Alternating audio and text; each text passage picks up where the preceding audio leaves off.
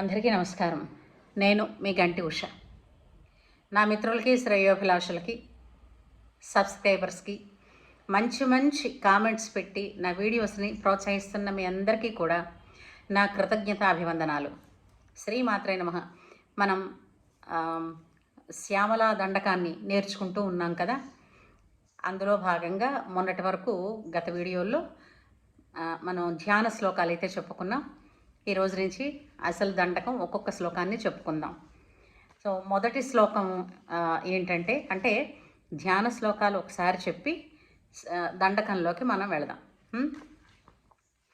మాణిక్య వీణాముపలాలయంతేం మదాలసాం మంజుల వాగ్విలాసాం మహేంద్ర నీలద్యుతి కోమలాంగీం మాతంగ కన్యాం మనసా స్మరామి. చతుర్భుజే చంద్రకళావతంసే కుచోన్నతే కుంకుమరాగశోణే పుండ్రేక్షు పాశాంకుశ పుష్పబాణహస్తే నమస్తే జగదేక మాతః. మాతా మరకతశ్యామ మాతంగి మధుశాలిని కుర్యాత్ కటాక్షం కళ్యాణి కదంబ వనవాసిని. జయ మాతంగతనయే జయ నీలోత్పలద్యుతే జయ సంగీతరసికే జయ లీలా సుఖప్రియే. ఇంతవరకు ధ్యాన శ్లోకాలు అయ్యాయి కదండి. ఇప్పుడు దండకం.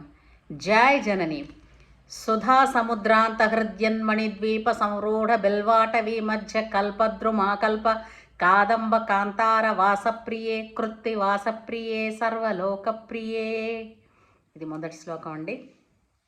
అంటే అర్థం ఏంటంటే, తల్లి జాయ్ జనని అన్నాం కదండి, అందుకనమాట. తల్లి నీకు జయము.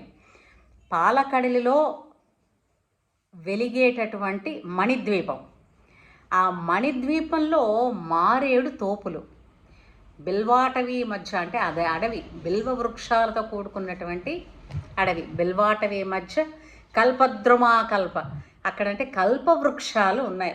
మారేడు వృక్షాల అడవిలో అంటే మారేడు తోపులలో కల్పవృక్షాలు కూడా ఉన్నాయి. వాటి మధ్యలో గల మణిద్వీపంలో ఉండేటటువంటి ఈ తోటల్లో, ఈ వనములలో నివసించేదానా, శివప్రియ, శివునకు ప్రియమైన దానా, శివుడికైనా సర్వలోకాలకి ప్రియమైనటువంటి తల్లివి, సర్వలోకప్రియ, నీకు జయమగుగాక అని అమ్మవారికి మొట్టమొదటిసారి దండకంలో జయాన్ని ఆపాదిస్తూ చెప్పినటువంటి శ్లోకం.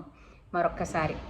సుధా సముద్రాంతహృద్యన్మణిద్వీప సంరూఢ బిల్వాటవీ మధ్య కల్పద్రుమాకల్ప కాదంబ కాంతార వాసప్రియే కృత్తి వాసప్రియే సర్వలోకప్రియే. శ్రీమాత్రే నమః.